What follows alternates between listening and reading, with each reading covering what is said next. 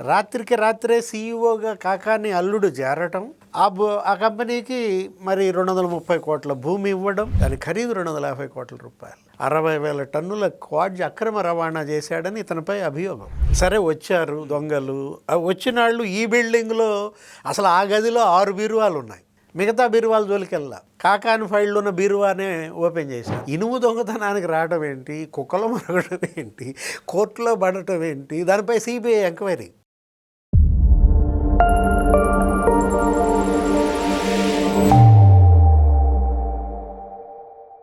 నమస్తే, welcome to our channel. YSRCP హయాంలో ఆ పార్టీ నేతలు అంటే ముఖ్యంగా మంత్రులు, ఎమ్మెల్యేలు భూమి మీదనే అంటే భూమిని దోచుకోవడం మీదనే ఎక్కువ ఫోకస్ చేశారా అని అంటే అవుననే వార్తలు మనకు వినిపిస్తూ ఉన్నాయి. అందులో భాగంగానే తాజాగా కాకాని గోవర్ధన్ రెడ్డి మాజీ మంత్రి ఆయన సర్వేపల్లి నియోజకవర్గంలో భూ ఆక్రమణకి పాల్పడి ఆయనకు అనుసరణలోనే మొత్తం కూడా తతంగమంతా జరిగిందని చెప్పి మనకి బిగ్ బ్రేకింగ్ అంతా ఉంది. మరి అధికారులు కూడా ఆయనకి జీ హుజూర్ అంటూ ఆ పార్టీ నేతలు కావచ్చు, ఆయనకు కావచ్చు, భూపందారానికి వాళ్ళు కూడా సహకరించారు. ఇదే విషయాన్ని మరి విజిలెన్స్ కూడా ఇప్పుడు ప్రజెంట్ కూటమి ప్రభుత్వం నియమించిన విజిలెన్స్ కూడా తేల్చి చెప్పింది. దీని మీద ప్రభుత్వం సీరియస్ అయిందని చెప్పేసి మనకి స్పష్టమైన వార్తలు మనకి వినిపిస్తూ ఉన్నాయి. దీనికి సంబంధించి పూర్తి డీటెయిల్స్ మనతో అందించడానికి సీనియర్ జర్నలిస్ట్ డివి శ్రీనివాస్ గారు ఉన్నారు. వారిని అడిగి మరిన్ని విషయాలు తెలుసుకుందాం. నమస్కారం సార్. నమస్తే సార్, కాకాని గోవర్ధన్ రెడ్డి వైసీపీ హయాంలో ఏ విధంగా ఆయన అధికార దుర్వినియోగానికి పాల్పడ్డారో ప్రత్యేకంగా చెప్పనక్కర్లేదు, మనకు తెలిసిన విషయమే. అయితే తాజాగా ఆయన సర్వేపల్లి నియోజకవర్గంలో ఇష్టానుసారంగా భూదోపిడీ చేసి అంటే అధికారులు కూడా ఆయనకి అడుగులకు మడుగులొత్తి సహకరించిన పరిస్థితి. దీని మీద ప్రభుత్వం సీరియస్గా చర్యలకి ఉపక్రమించింది. దీనికి సంబంధించి మీరేమంటారు? అది కేక భూమే, ఏదో కేక్ కట్ చేసి ముక్కలు పంచుకొని తిన్నట్టుగా భూమిని కట్ చేసి ముక్కలు పంచుకొని తిన్నారా? అలాగే అనిపిస్తుంది.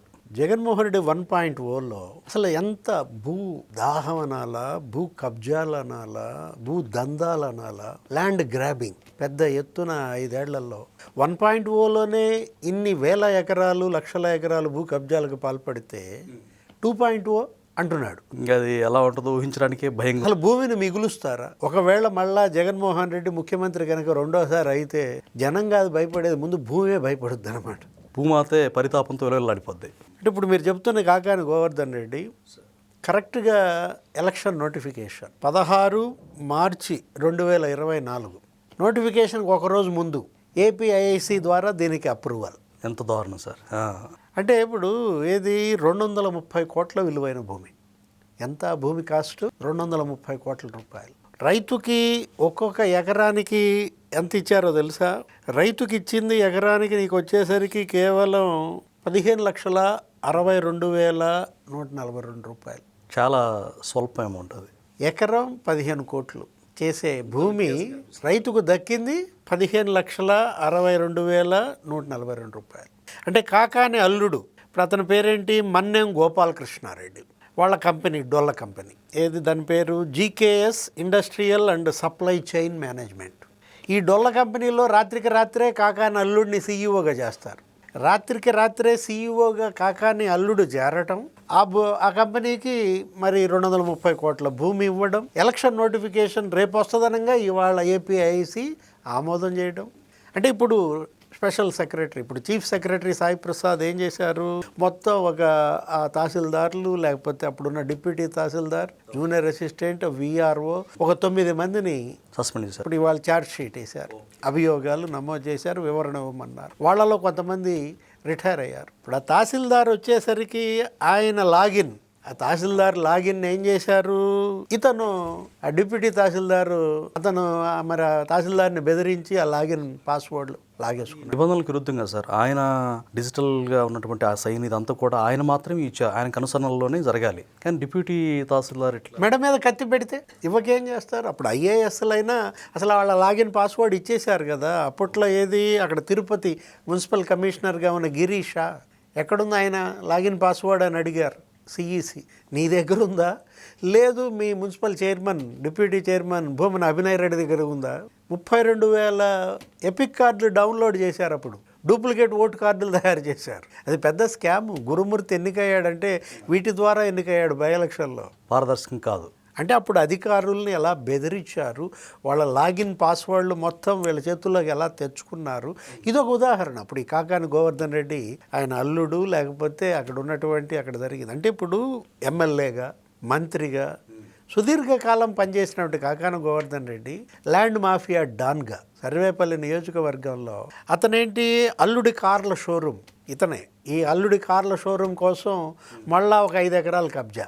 ఎక్కడ అది కూడా కరెక్ట్గా నేషనల్ హైవే పక్కన, చాలా కాస్ట్లీ ల్యాండ్ అయి ఉంటుంది. చెన్నై కోల్కతా నేషనల్ హైవే పక్కన బెదిరించి భయపెట్టి రైతులకి తక్కువ ధరకి లాగేసుకుని రిజిస్ట్రేషన్లు చేయించుకుని ఎన్ని భూములు కబ్జా చేశాడని అతను మొన్న జైలుకి వెళ్ళాడు. ఈ ప్రభుత్వం వచ్చిన తర్వాత కాకాని గోవర్ధన్ రెడ్డిని అరెస్ట్ చేసి జైలుకి పంపారు. 86 రోజులు ఏమో జైల్లో ఉన్నాడు. జగన్మోహన్ రెడ్డి ములాఖత్తు కూడా అయినట్టుంది. పరామర్శకి వెళ్ళాడు నెల్లూరు జైలుకి. మరి 2 సార్లు వెళ్ళినట్టున్నాడు జగన్మోహన్ రెడ్డి. అటు పిన్నెల్లి పరామర్శకు ఒకసారి వెళ్ళాడు, అవును, కాకాని పరామర్శకు ఒకసారి వెళ్ళాడు. ఇప్పుడు ఇక్కడ ఏంటంటే మైనింగ్, అదేంటది రుస్తుం మైన్స్ అని ఆ పొదలకూరు మండలంలో అక్కడ గతంలో సోమిరెడ్డి ధర్నాలు చేశాడు ఆయనే ప్రతిపక్షంలో ఉంటూ తెలుగుదేశం పార్టీ తరఫున 3 రోజులు అసలు ఆయన అక్కడ పడుకున్నాడు. కరెక్ట్. ఇతని అక్రమాలపై బాగా ఆయన గళమిప్పారు. ఆ మైన్స్ అక్కడ కొడుతున్నటువంటి ఆ వైట్ క్వాడ్జీ 250 కోట్ల విలువైన క్వాడ్జీ, దాని ఖరీదు 250 కోట్ల రూపాయలు. 60,000 టన్నుల క్వాడ్జీ అక్రమ రవాణా చేశాడని ఇతనిపై అభియోగం. ఏం చేశాడు కాకాని గోవర్ధన్ రెడ్డి? హిజ్రాల్ని దించాడు. సినిమాల్లో కూడా లేదు సార్ ఇలాంటి సీన్లు అసలు. అప్పుడు సోమిరెడ్డిని అక్కడి నుంచి ఖాళీ చేయించడం కోసం వీళ్ళ వల్ల కాక హిజ్రాల్ని ఆయన మీద కూసికొల్పాడు. అంత నీచ రాజకీయాలు. అంటే సోమిరెడ్డి వర్సెస్ కాకాని గోవర్ధన్ రెడ్డి. ఆ సర్వేపల్లి నియోజకవర్గంలో పాలిటిక్స్ చూస్తే అప్పుడు కాకాని ఏమైనా ఆరోపణలు చేశాడు? ఫేక్ డాక్యుమెంట్స్ సృష్టించాడు సోమిరెడ్డి పైన. సోమిరెడ్డికి మలేషియాలో 1000 కోట్ల ఆస్తులు ఉన్నాయన్నాడు. అవును, ఆరోపణ చేశారు, పుట్టించాడు.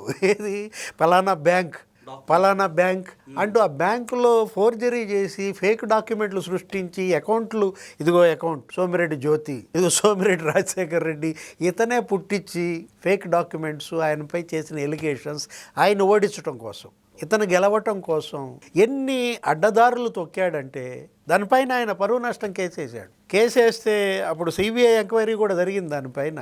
ఈ ఫేక్ డాక్యుమెంట్స్, ఈ బ్యాంక్ అకౌంట్స్, ఏది ఇప్పుడు మేడం జ్యోతి, మరి సోమిరెడ్డి రాజశేఖర రెడ్డి ఆయన కొడుకు, వీళ్ళందరి పేరు మీద సృష్టించాడు కదా, వాటిని తీసుకుపోయి ఆ డాక్యుమెంట్స్ అన్నీ కూడా కోర్టులో పెట్టారు. ఆ కోర్టులో పెడితే దొంగలు పడ్డారు. ఆ ఫైల్ కూడా ఈయనే తస్కరించినట్టుగా వార్తలు వచ్చేసారు. అంటే ఇప్పుడు నెల్లూరు కోర్టు, ఆ కోర్టు ప్రాంగణంలో 11 బిల్డింగ్లు ఉంటాయి, 11 కోర్టులు ఉంటాయి. దొంగలు మిగతా 10 కోర్టు ప్రాంగణాలు వదిలేసి ఈ కోర్టుకే వస్తారు. కాకాని ఫైల్స్ మీదనే అటాక్ చేస్తారు. సరే వచ్చారు దొంగలు. వచ్చిన వాళ్ళు ఈ బిల్డింగ్లో అసలు ఆ గదిలో 6 బీరువాలు ఉన్నాయి, మిగతా బీరువాల జోలికెళ్ళా. కాకాని ఫైల్లో ఉన్న బీరువానే ఓపెన్ చేశారు. How is it possible sir? ఇది చాలా ఆశ్చర్యంగా ఉంది. ఆ క్లర్క్ కూడా కరెక్ట్గా అన్ని బీరువాలు తాళం వేసి కాకాని ఫైళ్ళు ఉన్న బీరువా అక్కి దానికే పెడతాడు. నిజంగా అసలు మైండ్ బ్లోయింగ్ సార్. అసలు అదేమంటే ఇనుము దొంగతనం కోసం వచ్చారు, కుక్కలు మురిగాయి, ఆ పడినే మరి కోర్టులో పడ్డారు దొంగలు అని చెబుతారు. అసలు ఎంత హాస్యాస్పదం. ఇనుము దొంగతనానికి రావడం ఏంటి, కుక్కలు మరగడం ఏంటి, కోర్టులో పడటం ఏంటి, దానిపై సిబిఐ ఎంక్వైరీ. సిబిఐ కూడా విచారించింది, మామూలు సిబిఐ కాదు. అసలు సిబిఐ దేశంలో అత్యున్నత ప్రతిష్టాత్మక దర్యాప్తు సంస్థ. ఇది అసలు క్లీన్ చిట్ ఇచ్చి పారేసింది కాకాని గోవర్ధన్ రెడ్డికి. Clean chit. కోర్టులో ఫైళ్ళు ఎత్తుకుపోవటం, దొంగలు ఎత్తుకుపోవటం, కుక్కలు మరగటం, అసలు ఇప్పుడు కనపడతలేదా? స్పష్టంగా తెలియటం లేదా? ఇప్పుడు మీరు చెప్తుంటేనే చాలా అసలు క్లియర్ కట్గా దారుణమైనటువంటి నిబంధనలు ఉల్లంఘించారు కాకాని. ఎమ్మటే ప్రెస్ మీట్ పెట్టి కడిగిన ముత్యంలా బయటకు వచ్చానన్నాడు. ఈ ముత్యాన్ని ఏమనుకోవాలి నువ్వు చెప్పు? జగన్మోహన్ రెడ్డి హయాంలో సిబిఐ ఎలా పనిచేసిందనే దానికి నీకు ఇదే ఉదాహరణ. అంటే ఇప్పుడు ప్రభుత్వం ఎలాంటి చర్యలు తీసుకునే అవకాశం ఉంది? అంటే ఇప్పుడు ఈయన పైన ఫోర్జరీ ఆరోపణలు ఉన్నాయి. కాకాని గోవర్ధన్ రెడ్డి ఏం చేశాడు? ఇంకో కేసు ఉంది. అసలు ఏకంగా ఎంపీ పార్లమెంట్ సభ్యుడి సంతకమే ఫోర్జరీ చేసి పారేశాడు. ఫోర్జరీ కింగ్ డాన్ లాగా కనిపిస్తున్నాడు సార్ ఈయన. ఏది మాగుంట శ్రీనివాసులు రెడ్డి ఆయనంట పలానా సంగం రిజర్వాయర్లో అక్కడ ఏదో గ్రావెల్ కొట్టడానికి అనుమతి అడిగాడని. ఆయన లిక్కర్ వ్యాపారం చేసుకునేవాడు. ఆయనకేంటి, ఆయన మద్యం అది అసలు మొత్తం సౌత్ ఇండియా పెద్ద కాంట్రాక్ట్. అలా అన్న కానీ వాళ్ళు కానీ అట్లాంటి ఆయనంట గ్రావెల్ కొట్టడానికి పర్మిషన్ అడిగినట్టుగా ఆయన లెటర్ ప్యాడ్ మీద ఆయన సంతకంతో వెళ్తే కలెక్టర్ ఆయన అడిగితే ఆయన ఆశ్చర్యపోయాడు. నా సంతకం ఎవడురా ఆయన ఫోర్జరీ చేసిందంటే ఇది కాకాని గోవర్ధన్ రెడ్డి, మాగుంట శ్రీనివాసరెడ్డి సంతకం ఫోర్జరీ చేశాడు, ఆయన పెట్టిన పర్మిషన్ లెటర్ ఇది.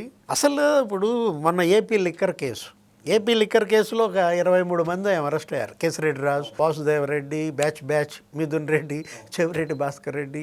ఈ ఏపీ లిక్కర్ కేసు పేటెంట్ ఎవరితో చెప్పనా? ఇప్పుడు ఇది పేటెంటు అసలు అక్కడెక్కడో south Africa YS Anil Reddy, Sunil Reddy, Jagan అన్నదమ్ములు ఏదో అంటారు. అసలు పేటెంట్ కాకానిదే.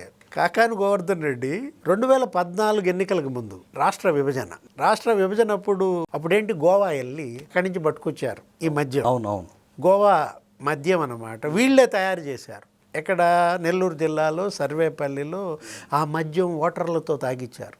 ఏది ఈ నకిలీ మద్యం. ఇది ఓటర్లతో తాగిస్తే చచ్చిపోయారు. కళ్ళు పోయినాయి, కిడ్నీస్ దెబ్బతిన్నాయి, లివర్ దెబ్బతింది. 13 మంది ఏమో చనిపోయారు. అది కేసు ఉంది. ఏది కాకాని గోవర్ధన్ రెడ్డి పైనను. ఆయన ఎవరు? రామిరెడ్డి ప్రతాప్ కుమార్ రెడ్డి. ఆయన కూడా కావాలో ఏదో మాజీ ఎమ్మెల్యే. మొన్న కూడా వచ్చింది ఈ ఏపీ లిక్కర్ కేసులో కూడా వచ్చింది. ఏది చెవిరెడ్డి భాస్కర్ రెడ్డి డబ్బులు ట్రాన్స్పోర్ట్ చేశాడు కదా, మద్యం డబ్బులు ఓట్లు కొనడానికి. ఆ చెవిరెడ్డి పిఏ రామిరెడ్డితో సంప్రదింపులు, ఫోన్ కాల్స్ ఏ ఉన్నాయి అందుట్లో.